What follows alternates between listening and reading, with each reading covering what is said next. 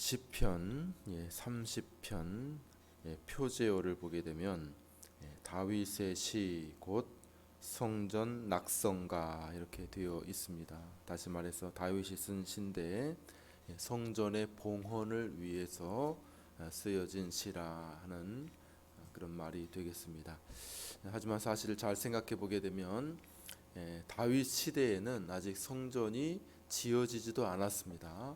이 성전 낙성가라고 하는 말은 성전이 이제 지어지는 그러한 때에 하나님 앞에 드려진 시라고 하는 것인데, 사실 성전은 다윗이 지은 것이 아니라 솔로몬 그 아들의 시대에 지어지지 않았습니까? 그럼에도 불구하고 이 성전이 사실 다윗이 지었다고 해도 과언이 아닌 것이, 모든 것을 다윗이 준비한 것이죠. 모든 재료들, 모든 물건들을 다윗이 다 자신의 돈을 들여서 저기 백향목도 사오고 금도 준비하고 모든 물건들도 다 준비해 놓았을 뿐만 아니라 오늘 본문에 보니까 심지어 봉헌시까지 다 준비해 놓은 거예요. 다윗이 얼마나 자기가 성전을 세우고 싶었는지, 하나님 내가 성전을 세우기를 원합니다. 근데 하나님께서 나단 선지자를 통해서 다윗의 그 마음만 받으시고 다윗의 뜻을 거절하시죠. 너는 피를 너무 많이 흘렸다. 그래서 내 성전을 짓기에 합당하지 못하다. 내 아들의 때에 내가 네 마음을 받되 내 아들에게 나의 성전을 짓게 하겠다. 이렇게 말씀하셨습니다. 그래서 다윗이 그 아들 솔로몬이 하나님의 성전을 지을 수 있도록, 성전을 짓는데 뭐 어마어마한 인력이 필요하고 성전을 짓는데 어마어마한 그 재물이 필요하지 않습니까? 그래서 다윗이 모든 나라들을 다 평정하고 이 솔로몬이 하나님의 성전을 짓는 일에 집중할 수 있도록 모든 것들을 다 준비해 놓은 것이죠. 근데 보니까 낙성시까지 여기 다 준비해 놓은 낙성가, 성전이 탁 놓여지면 이 노래로 하나님을 찬양하라 이렇게 지어 놓은 시가 바로 오늘 시편 30편의 말씀이 되는 것이죠. 오늘 이 시 속에 느껴지는 것은 뭐냐면, 다윗이 얼마나 하나님의 성전을 세우기를 원했으며, 하나님의 성전을 세우고 나서 그 목표가 뭡니까? 하나님의 말씀을 전하기를 원한 거예요. 하나님의 말씀. 오늘 본문에 다시 한번 볼까요? 우리 9절 말씀을 다시 한번 읽습니다. 시작. 내가 무덤에 내려갈 때에 나의 피가 무슨 유익이 있으리요? 진토가 어떻게 주를 찬송하며 주의 진리를 선포하리이까? 다윗이 원하는 것은 뭐냐면 낙성가를 준비하면서 주님의 성전을 준비하면서 하려고 했던 것은 뭐냐면 하나님의 말씀을 증거하기를 원한다는 것이에요.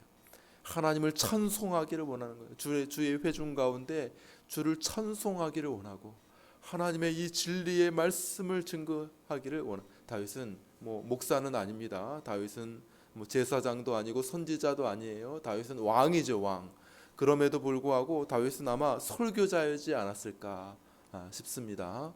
그래서 그 아둘람 굴에 하나님의 백성들이 이렇게 슬픈 자들, 괴로운 자들, 그런 사람들이 다 모여들었을 때에 다윗이 아마 그들을 인도하고 그들과 함께 예배하고 하나님의 말씀을 전하고 그런 일들을 하지 않았을까 싶습니다. 뭐 성경을 지을 정도의 실력이니까요. 시편을 이렇게 지을 정도의 실력이니까 얼마나 하나님의 말씀, 하나님과 깊은 관계가 있었고 하나님의 말씀을 전할 만한 그런 사람이었겠습니까? 다윗은 사람들에게 하나님의 말씀을 전하기 위한 그런 열심이 있었다는 거예요. 근데 오늘 본문을 가만히 보니까 다윗의 상태가 그렇게 좋지 못했던 것 같습니다. 건강이 좋지 못했던 것 같아요. 평생을 전쟁터에서 누비고 수많은 원수들에 둘러싸여 있는데 지금도 마찬가지로 그의 마지막 원수인 이 사망의 그림자가 그에게 어른 하는 것이죠. 건강이 굉장히 좋지 못한 그런 상태에 있었다는 것입니다. 다윗이 간구하는 것이죠. 하나님 저를 고쳐 주십시오. 하나님 저를 살려 주십시오. 그러면 제가 하나님의 말씀을 전하겠습니다. 이렇게 말하고 있는 것이죠. 9절에 그런 내용이 나오죠. 내가 무덤에 내려갈 때에 나의 피가 무슨 유익이 있으리요. 생명이 끊어지고 만약에 우리의 몸이 육신이 진토로 돌아간다면, 흙으로 다시 돌아간다면 진토가 어떻게 주를 찬송할 수 있겠습니까? 진토가 어떻게 주의 진리를 선포할 수 있겠습니까? 하나님 나를 도와주십시오. 내 생명을 붙들어 주시고 살려주십시오. 이렇게 기도하는 이유는 뭐냐 하면, 내가 더 잘 살고 싶습니다. 내가 이 명예를 더 누리고 싶습니다. 내가 왕인데 내가 이 권세를 좀 더 누리고 싶습니다. 그렇게 이야기하는 것이 아니라, 내 마음은 더 하나님의 말씀을 전파하고 싶습니다. 하나님의 말씀을 더 선포하고 싶습니다. 나는 하나님의 이름을 이 땅 가운데서 더 찬송하고 싶습니다. 그런데 내 건강이 여의치 못하고 내가 이렇게 죽게 되면 어떻게 이 일을 계속할 수 있다는 말입니까? 라고 말씀하고 있는 것이죠. 건강하고 싶은 이유, 더 살고 싶은 이유, 그것은 바로 하나님의 말씀을 이 땅 가운데서 전하기 위한 것이라고 말씀하고 있는 것이죠. 오늘 말씀에서 우리가 잠시 생각해 볼 수 있는 것은 무엇입니까?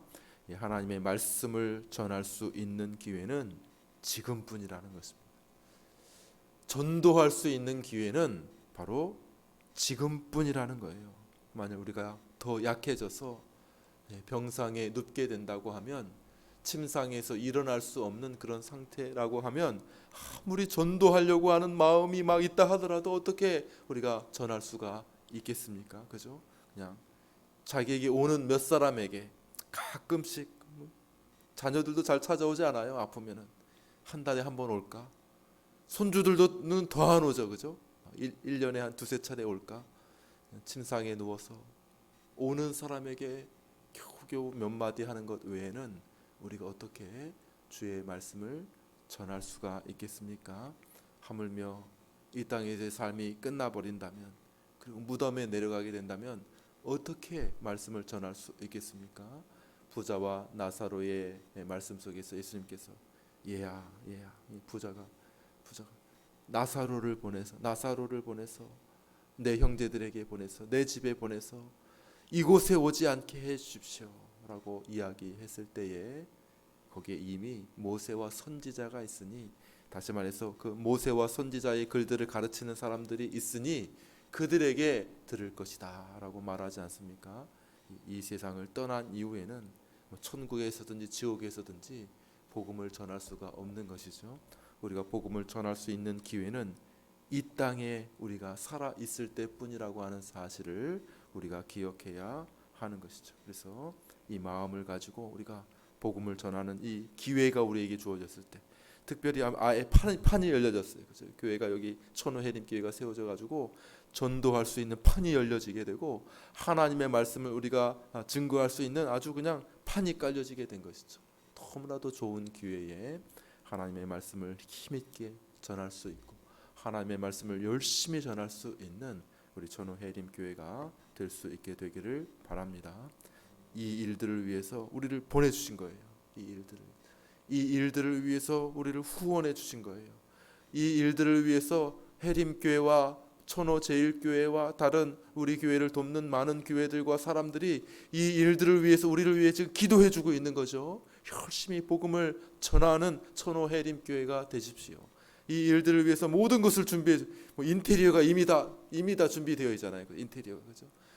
모든 것들이 다 이미 준비되어 있잖아요. 예배의 처소가, 모든 것들, 필요한 것들을 다 하나님께서 우리에게 보내주셨으니 우리는 여기에서 기도하며 여기에서 하나님의 말씀을 전하는 일들이 남아 있는 것이죠.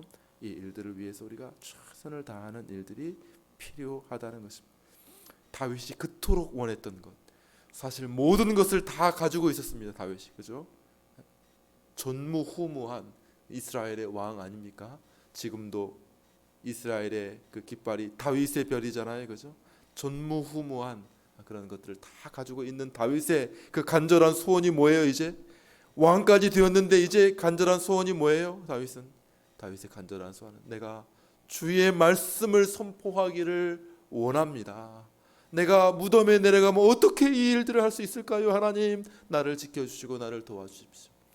다윗의 간절한 소원과 마음이었다는 것이죠. 신약의 귀한 인물인 사도 바울도 같은 마음이었다는 것을 알 수가 있습니다. 우리 디모데 후서를 보겠습니다. 디모데 후서, 오늘자 날주 디모데 후서 역시 2장 9절과 10절 말씀입니다.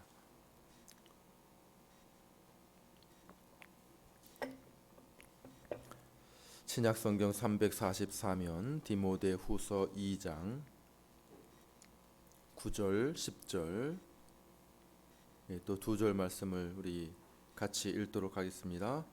복음으로 말미암아 내가 죄인과 같이 매이는 데까지 고난을 받았으나 하나님의 말씀은 매이지 아니하니라. 그러므로 내가 택함 받은 자들을 위하여 모든 것을 참음은 그들로 그리스도 예수 안에 있는 구원을 영원한 영광과 함께 받게 하려 함이라. 아멘. 사도 바울도 그 누구보다도 하나님의 말씀을 전하기 위해 애쓴 사람인 것이죠.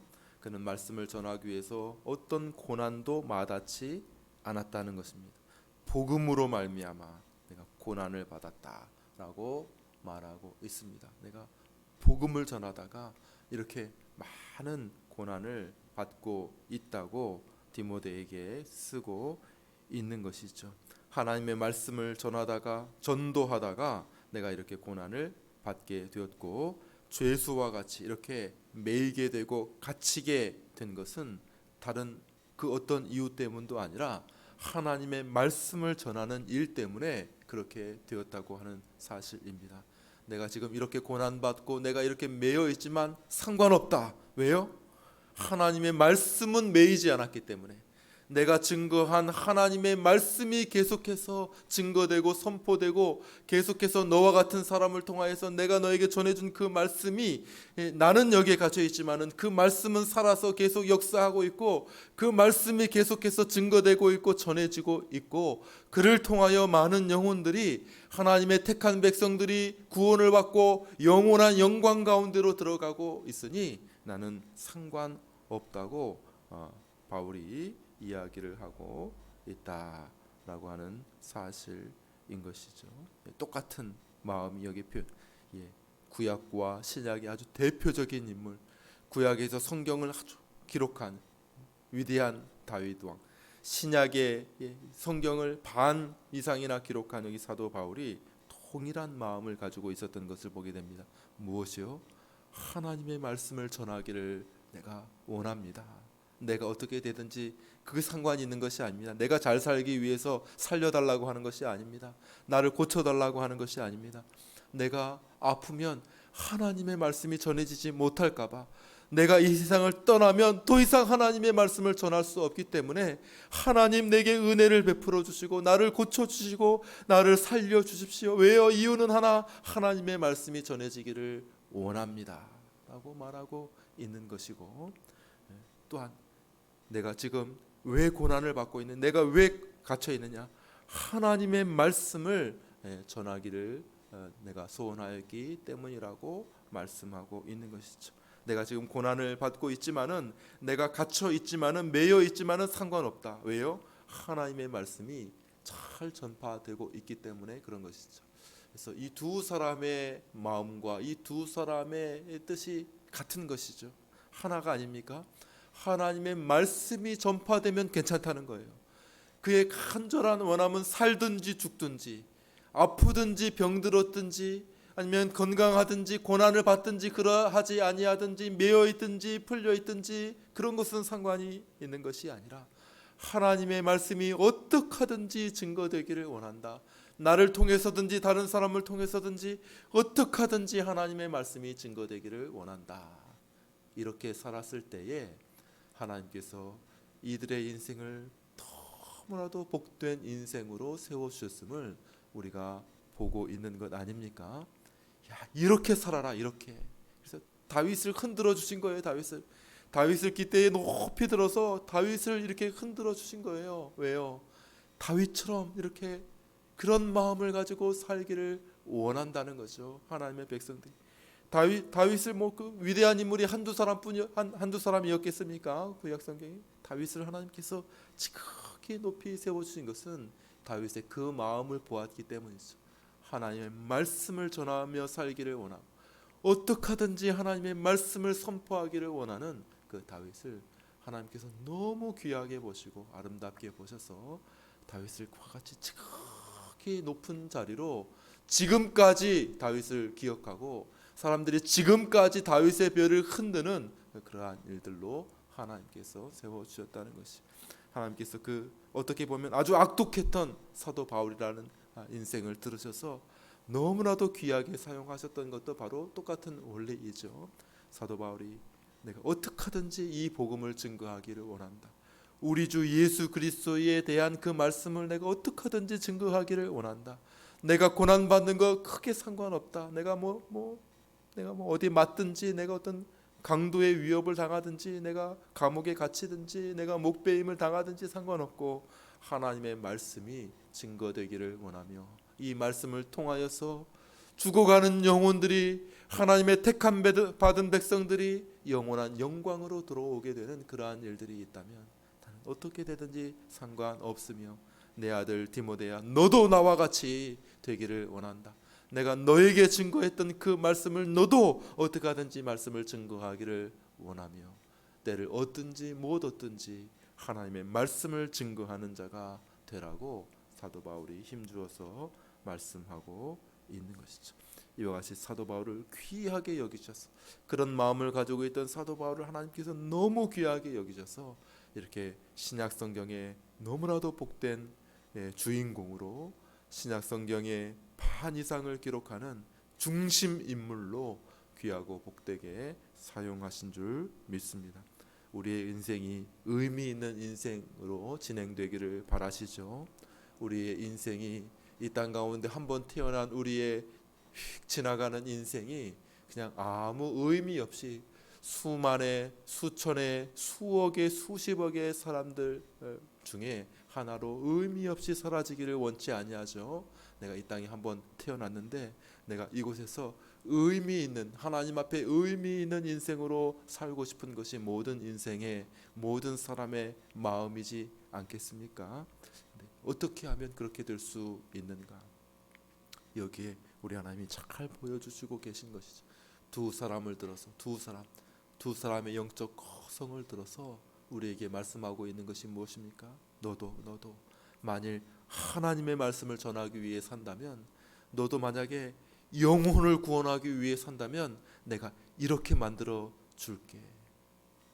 많은 사람을 옳은 대로 돌아오게 하는 자는 하늘의 별과 같이 빛나리라 말씀하신 대로 영혼들에게 하나님의 말씀을 전하여 그 영혼들을 구원하기 위해서 움직이고, 그렇게 애쓰고, 그렇게 자신의 삶을 쓰고, 그렇게 자신의 물질을 쓰고, 그렇게 자신의 건강을 쓰고, 그렇게 자신의 시간을 쓰는 그런 사람을 내가 이렇게 다윗처럼, 사도 바울처럼 빛나는 인생으로 사용해 줄게, 인정해 줄게 라고 말씀하고 계시는 것이죠.